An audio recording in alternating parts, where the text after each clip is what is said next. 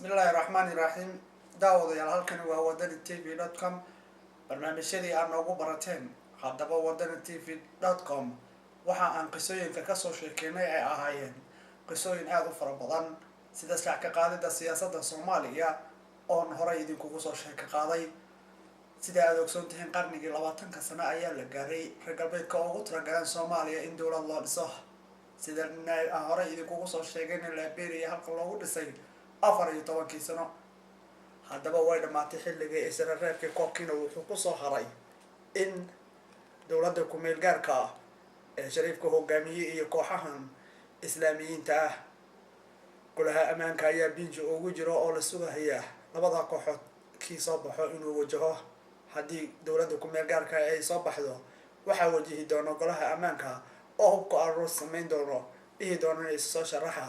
dad shacabka taageersan ayaanu kordhanahay ama aan tirafsanahay haddii la warko inay awoodda sare ay lahaadaan kooxaha islaamiyiintana waxaa la qaadi doonaa ololo ballaaran oo caalamka oo dhan ay iskaga kaashanayaan sida nimankaasi loo tirtiri lahaa awoodana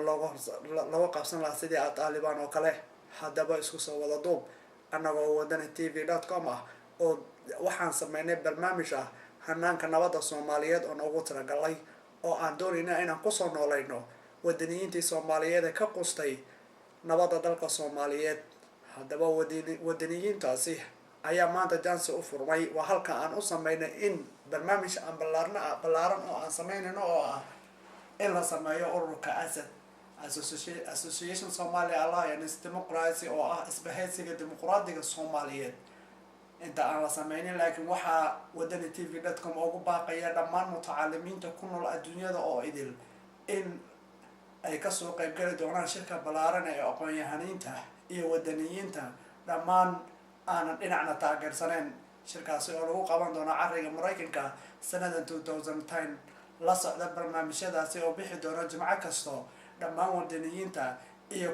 dadyowga kale ee aqoon-yahaniinta Soomaaliyeed ee indhaha ka daawan jiray waxa Soomaaliya ka socdo in ay ka soo qayb galaan shirka ballaaran ee aqoon-yahaniinta iyo dhammaan